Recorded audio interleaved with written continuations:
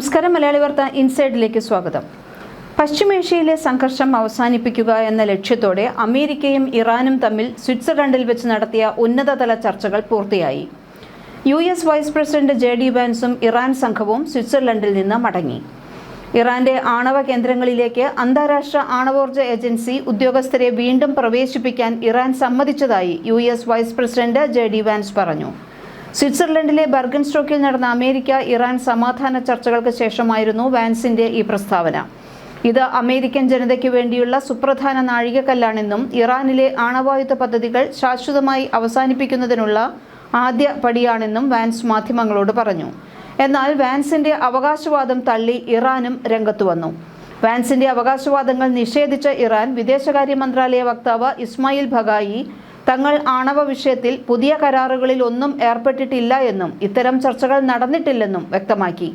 ഇതേസമയം സമാധാന ചർച്ചകളുടെ ഭാഗമായി ഇറാന് മേലുള്ള സാമ്പത്തിക ഉപരോധങ്ങളിൽ അമേരിക്ക താൽക്കാലിക ഇളവ് വരുത്തിയിട്ടുണ്ട്. ഇതിന്റെ ഭാഗമായി Iranian crude oil, petrochemical ഉൽപ്പന്നങ്ങൾ എന്നിവ വിൽക്കുന്നതിനും ബാങ്കിംഗ് ഇടപാടുകൾ നടത്തുന്നതിനും ഓഗസ്റ്റ് 21 വരെ അമേരിക്ക അനുമതി നൽകിയിട്ടുണ്ട്.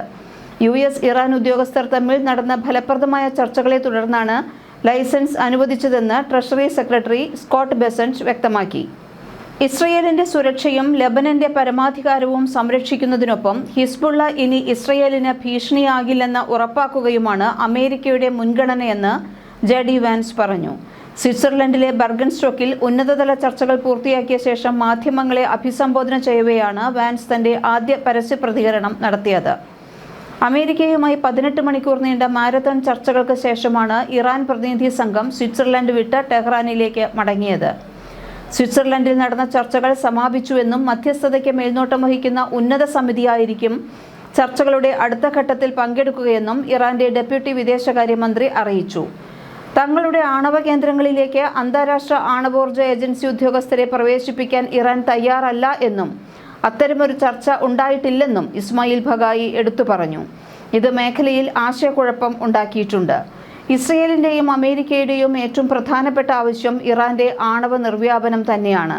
എന്നാൽ ഇറാൻ തങ്ങളുടെ ആണവ പദ്ധതി പൂർണ്ണമായും സമാധാനപരമാണെന്നും തങ്ങളുടെ കൈവശം ആണവായുധങ്ങളില്ലെന്നും അത് നിർമ്മിക്കാൻ പദ്ധതിയില്ലെന്നും പറയുന്നുണ്ട്.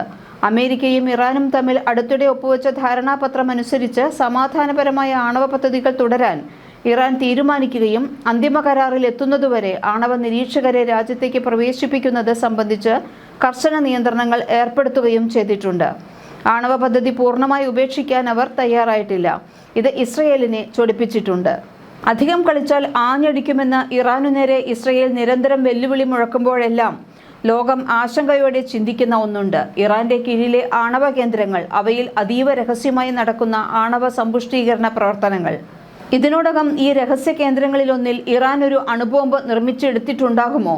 നിലവിലെ ആണവ സൗകര്യങ്ങൾ ഉപയോഗിച്ച് ഒരു അണുബോംബ് നിർമ്മിച്ചെടുക്കാൻ ഇറാന് എത്ര സമയം വേണ്ടിവരും? എവിടെയെല്ലാമാണ് ഇറാന്റെ ആണവ കേന്ദ്രങ്ങൾ പ്രവർത്തിക്കുന്നത്? ഇവിടങ്ങളിൽ നടക്കുന്നത് എന്താണ്? ആരാണ് ഇറാനെ സഹായിക്കുന്നത്? ഈ ചോദ്യങ്ങൾക്കൊന്നും തന്നെ ലോകത്തിന് ഉത്തരമില്ല. ഇസ്രയേൽ അപ്രഖ്യാപിത ആണവായുധ ശക്തിയായി ഇറാനെ കണക്കാക്കുന്നുമുണ്ട്. നിരവധി ചർച്ചകളും ഊഹാപോഹങ്ങളും തുടരുന്ന ഇറാന്റെ ആണവ പദ്ധതി പതിറ്റാണ്ടുകളായി രാജ്യാന്തര സംഘർഷത്തിന്റെ കേന്ദ്രബിന്ദുവാണ്. ആണവായുധ വികസനത്തിന് ഇറാന് എത്രമാത്രം സാധിക്കും എന്നതിലാണ് ചർച്ചകളേറെയും. അത്രയേറെ രഹസ്യാത്മകമാണ് അവരുടെ പ്രവൃത്തികൾ. ആണവ പ്രവർത്തനങ്ങൾ സമാധാനപരമായ ആവശ്യങ്ങൾക്ക് വേണ്ടിയാണെന്ന് ഇറാൻ വാദിക്കുന്നുണ്ടെങ്കിലും ആണവ കേന്ദ്രങ്ങളുടെ സ്ഥാനവും സ്വഭാവവും ആശങ്കകൾ ഉയർത്തുന്നത് തന്നെയാണ്. ഇറാന്റെ ആണവ പദ്ധതിക്ക് കീഴിലുള്ള പ്ലാന്റുകളും സ്ഥാപനങ്ങളുമെല്ലാം രാജ്യത്തുടനീളം വ്യാപിച്ചു കിടക്കുന്നു. ഇതെല്ലാം എവിടെയാണെന്ന് ഐക്യരാഷ്ട്ര സംഘടനയ്ക്കു കീഴിലുള്ള രാജ്യാന്തര ആറ്റോമിക് എനർജി ഏജൻസിക്കോ ഇറാന്റെ മുഖ്യ ശത്രുക്കളായ ഇസ്രയേലിനോ US-നോ അറിയില്ല. യുറേനിയം സമ്പുഷ്ടീകരണ കേന്ദ്രങ്ങൾ, ഗവേഷണ റിയാക്ടറുകൾ, ഹെവി വാട്ടർ പ്രൊഡക്ഷൻ പ്ലാന്റുകൾ, ഖനികൾ എന്നിവയെല്ലാം ഇതിൽ ഉൾപ്പെടുന്നു. IAEAയ്ക്ക് മുൻപിൽ വെളിപ്പെടുത്തിയ പ്രധാന ആണവ കേന്ദ്രങ്ങളെല്ലാം വൻമലകൾക്കകത്തും ഒറ്റപ്പെട്ട പ്രദേശങ്ങളിലുമാണ്. നടാൻസ്, ഫോർദോ, ഇസ്ഫഹാൻ, ഖൊണ്ടാബ്, ബുഷൈർ എന്നിവയാണ് പുറത്തറിയാവുന്ന ഇറാന്റെ പ്രധാന ആണവ കേന്ദ്രങ്ങൾ.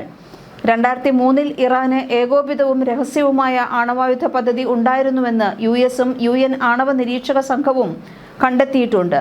ശക്തമായ വിമർശനങ്ങളെ തുടർന്ന് 2003 ഇത് നിർത്തിയിരുന്നു. US, ബ്രിട്ടൻ ഉൾപ്പെടെയുള്ള ലോകശക്തികളുമായുള്ള 2015 കരാർ പ്രകാരം ഇറാൻ ആണവ പ്രവർത്തനങ്ങളിൽ നിയന്ത്രണം ഏർപ്പെടുത്താൻ സമ്മതിക്കുകയായിരുന്നു. പകരം ഇറാന് മേലുള്ള രാജ്യാന്തര ഉപരോധങ്ങൾ പിൻവലിച്ചു. എന്നാൽ 2018 അന്നത്തെ US പ്രസിഡന്റ് ട്രംപ് ആ കരാറിൽ നിന്ന് പിന്മാറി. തൊട്ടു പിന്നാലെ 2019 ഇറാൻ ആണവ കേന്ദ്രങ്ങൾക്ക് മേലുള്ള നിയന്ത്രണങ്ങളെല്ലാം പിൻവലിച്ചു. ആണവ സമ്പുഷ്ടീകരണത്തിലേക്ക് കടക്കുകയാണെന്നും വ്യക്തമാക്കി. കുറഞ്ഞ സമയത്തിനുള്ളിൽ തന്നെ ഇറാൻ അണുവായുധം സ്വന്തമാക്കുമെന്ന് വരെ റിപ്പോർട്ടുകൾ പുറത്തുവന്നു. ട്രംപ് കരാറിൽ നിന്ന് പിൻവലിഞ്ഞതോടെ ഇറാന്റെ ആണവ പ്രവർത്തനങ്ങളിൽ വലിയ മാറ്റമാണ് വന്നത്. ഇറാന് ഒരു അണുബോംബ് നിർമ്മിക്കാൻ എത്ര സമയമെടുക്കുമെന്നതായിരുന്നു പിന്നീടുള്ള ദിവസങ്ങളിലെല്ലാം ലോകത്തിന്റെ പ്രധാന ചർച്ച.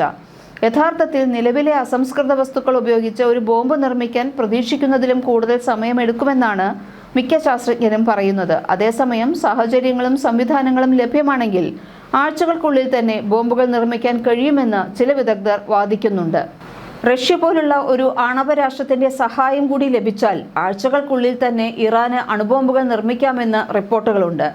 യുറേനിയത്തിന്റെ ഐസോട്ടോപ്പുകളിലൊന്നായ യുറേനിയം 235ന്റെ U-235 അളവ് കൂട്ടുന്നതാണ് സമ്പുഷ്ടീകരണം എന്നറിയപ്പെടുന്നത്. പ്രകൃതിദത്ത യുറേനിയത്തിൽ U-235ന്റെ അളവ് 0.7% മാത്രമേ ഉണ്ടാവുകയുള്ളൂ.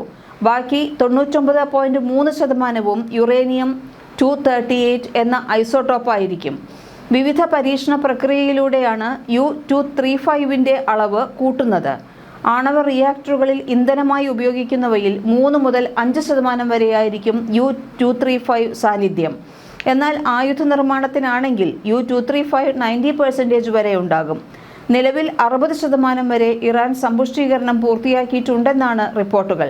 നിലവിലെ ആണവ കേന്ദ്രങ്ങളിൽ വിജയകരമായി സമ്പുഷ്ടീകരണം തുടരാനായാൽ ഏകദേശം 4 ബോംബുകളെങ്കിലും നിർമ്മിക്കാൻ ആവശ്യമായ U-235 ലഭിക്കുമെന്ന് IAEAയും മുന്നറിയിപ്പ് നൽകുന്നു.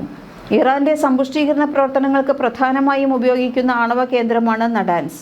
ടെഹ്റാന് തെക്കുഭാഗത്തായി ഷിയ മുസ്ലിങ്ങളുടെ പുണ്യനഗരമായ കോമിന് പുറത്ത് മലനിരകളോട് ചേർന്നുള്ള സമതലത്തിലാണ് ഇത് സ്ഥിതി ചെയ്യുന്നത്. 2 സമ്പുഷ്ടീകരണ പ്ലാന്റുകൾ ഉൾപ്പെടെയുള്ള നിരവധി ആണവ ഗവേഷണ സംവിധാനങ്ങൾ നടാൻസിലുണ്ട്. ഭരണകൂടത്തോട് എതിർപ്പുള്ളൊരു വിഭാഗം തന്നെയാണ് 2002 ഇറാൻ രഹസ്യമായി നടാൻസിൽ ചില പ്രവർത്തനങ്ങൾ നടത്തുന്നുണ്ടെന്ന് വെളിപ്പെടുത്തിയത്. ഈ വെളിപ്പെടുത്തൽ പാശ്ചാത്യ രാജ്യങ്ങളും ഇസ്രയേലും ഏറ്റെടുത്തതോടെ ഇറാനെതിരായ ഉപരോധ നീക്കങ്ങളും ശക്തമായി. യുറേനിയം സമ്പുഷ്ടമാക്കുന്നതിനായി അതിവേഗത്തിൽ കറങ്ങുന്ന ആയിരക്കണക്കിന് സെൻട്രിഫ്യൂജുകൾ അടങ്ങിയ ഇറാന്റെ പ്രാഥമിക യുറേനിയം സമ്പുഷ്ടീകരണ കേന്ദ്രം കൂടിയാണ് നടാൻസ്. സമ്പുഷ്ടീകരണത്തിനിടെ യുറേനിയം ഐസോട്ടോപ്പുകളെ വേർതിരിക്കാൻ വേണ്ടി ഉപയോഗിക്കുന്നതാണ് സെൻട്രിഫ്യൂജുകൾ. നിലയത്തിന് ഭൂമിക്ക് പുറത്തും അകത്തും സംവിധാനങ്ങളുണ്ട്. ഇറാന്റെ ആണവശേഷിയെക്കുറിച്ചുള്ള ചർച്ചകളിൽ പ്രധാന ശ്രദ്ധാകേന്ദ്രമാണ് ഇന്ന് നടാൻസ്. ടെഹ്റാനിൽ തന്നെ കോമിന്റെ എതിർവശത്തായി പർവ്വതത്തിൽ കുഴിയെടുത്ത് അതിനകത്ത് സ്ഥാപിച്ച ആണവ സമ്പുഷ്ടീകരണ കേന്ദ്രമാണ് ഫോർദോ. അതിനാൽ നടാൻസിനേക്കാൾ മികച്ച രീതിയിൽ ഫോർദോ ആണവ കേന്ദ്രത്തെ വ്യോമാക്രമണത്തിൽ നിന്ന് സംരക്ഷിക്കാനും സാധിക്കും. ഇപ്പോൾ ഫോർദോയിൽ 1000-ലധികം സെൻട്രിഫ്യൂജുകൾ പ്രവർത്തിക്കുന്നുണ്ട്. വർഷങ്ങളായി ഫോർദോയിൽ രഹസ്യ നീക്കങ്ങൾ നടക്കുന്നുണ്ടെന്നും ഇവിടുത്തെ കാര്യങ്ങൾ IAEA അറിയിക്കുന്നതിന് ഇറാൻ ഒരിക്കലും തയ്യാറാകുന്നില്ലെന്നും US മറ്റു ചില രാജ്യങ്ങളും ആരോപിക്കുന്നു. 2009 ഫോർദോയിലെ രഹസ്യ നീക്കങ്ങൾ പരിശോധിക്കണം എന്നാവശ്യപ്പെട്ട് US-ഉം ബ്രിട്ടനും ഫ്രാൻസും UN ഏജൻസിയെ സമീപിച്ചിരുന്നു. ഈ കേന്ദ്രത്തിന്റെ വലുപ്പവും സംവിധാനങ്ങളും സമാധാനപരമായ ദൗത്യങ്ങളുമായി പൊരുത്തപ്പെടുന്നില്ല എന്നാണ് അന്നത്തെ US പ്രസിഡന്റ് ബറാക് ഒബാമ പറഞ്ഞത്. നിലവിൽ സാധ്യമായ എല്ലാ വ്യോമാക്രമണങ്ങളിൽ നിന്നും സംരക്ഷിക്കാവുന്ന രീതിയിൽ പർവ്വതത്തിന്റെ ആഴങ്ങളിലാണ് ഫോർദോ നിർമ്മിച്ചിരിക്കുന്നത്. ഇറാനിലെ ഏറ്റവും സുരക്ഷിതമായ സമ്പുഷ്ടീകരണ സംവിധാനങ്ങളും ഇവിടെയാണെന്ന് പറയാം. ഇറാന്റെ 2ാമത്തെ വലിയ നഗരമായ ഇസ്ഫഹാന്റെ പ്രാന്തപ്രദേശത്തും വലിയൊരു ആണവ കേന്ദ്രമുണ്ട്. ആണവ റിയാക്ടറുകളിൽ ഉപയോഗിക്കാനാകുന്ന ഫ്യുവൽ പ്ലേറ്റുകൾ നിർമ്മിക്കുന്നതിനുള്ള സൗകര്യമാണ് ഇവിടുത്തെ പ്രത്യേകതകളിലൊന്ന്. അസംസ്കൃത യുറേനിയത്തെ സമ്പുഷ്ടീകരണത്തിന് പാകപ്പെടുത്തിയെടുക്കാനുള്ള സൗകര്യവും ഇസ്ഫഹാനിലുണ്ട്. യുറേനിയം അയിരിനെ yellow cake, uranium hexafluoride UF6 ആക്കി മാറ്റി സമ്പുഷ്ടീകരണത്തിന് പാകപ്പെടുത്തുന്ന സംവിധാനമാണ് ആണവ കേന്ദ്രത്തിൽ ഉള്ളത്. സെൻട്രിഫ്യൂജ് ഭാഗങ്ങൾ നിർമ്മിക്കുന്നതിനുള്ള യന്ത്രങ്ങളുമുണ്ട്. എന്തായാലും ഇപ്പോൾ ഒപ്പിട്ട ഭരണപത്രം അനുസരിച്ച് ഇറാൻ ആണവ നിർവ്യാപനത്തിന് തയ്യാറാകുമോ എന്ന് ഒരു ഉറപ്പുമില്ല. എന്നാൽ ഇരുപക്ഷവും തങ്ങളുടെ വാഗ്ദാനങ്ങൾ പൂർണ്ണമായും കൃത്യമായും നടപ്പിലാക്കുന്നുണ്ടോ എന്നതിനെ ആശ്രയിച്ചിരിക്കും അമേരിക്കയുമായുള്ള കരാറിന്റെ വിജയം എന്ന് ഇറാൻ പ്രസിഡന്റ് മസൂദ് പെസഷ്കിയാൻ പറഞ്ഞിട്ടുണ്ട്. അദ്ദേഹം പറയുന്നതനുസരിച്ച് ലബനാൻ ഉൾപ്പെടെയുള്ള എല്ലാ യുദ്ധമുഖങ്ങളിൽ നിന്നും സൈനിക നടപടികൾ ഉടനടിയും ശാശ്വതമായും അവസാനിപ്പിക്കണം. പരസ്പരം യാതൊരുവിധ ആക്രമണങ്ങളും പാടില്ല. ഇരു രാജ്യങ്ങളും പരസ്പരമുള്ള പരമാധികാരത്തെയും അതിർത്തികളെയും ബഹുമാനിക്കണം. ആഭ്യന്തര കാര്യങ്ങളിൽ ഒരു തരത്തിലുള്ള ഇടപെടലുകളും പാടില്ല. പരമാവധി 60 ദിവസത്തിനുള്ളിൽ അന്തിമ സമാധാന കരാറിൽ എത്തിച്ചേരാൻ ഇരു രാജ്യങ്ങളും ബാധ്യസ്ഥരാണ്. അമേരിക്ക ഇറാനെതിരെയുള്ള നാവിക ഉപരോധം ഉടൻ അവസാനിപ്പിക്കുകയും 30 ദിവസത്തിനകം കപ്പൽ ഗതാഗതം പൂർവ്വസ്ഥിതിയിലാക്കുകയും ചെയ്യും. അന്തിമ കരാറിന് ശേഷം 30 ദിവസത്തിനകം ഇറാന്റെ സമീപ പ്രദേശങ്ങളിൽ നിന്ന് അമേരിക്കൻ സൈന്യത്തെ പിൻവലിക്കും എന്നു തുടങ്ങി 14 ഇന വ്യവസ്ഥകൾ പ്രകാരമാണ് ഇറാനും അമേരിക്കയും ധാരണാപത്രത്തിൽ ഒപ്പുവച്ചിരിക്കുന്നത്. മലയാളി വാർത്ത ഇൻസൈഡ്.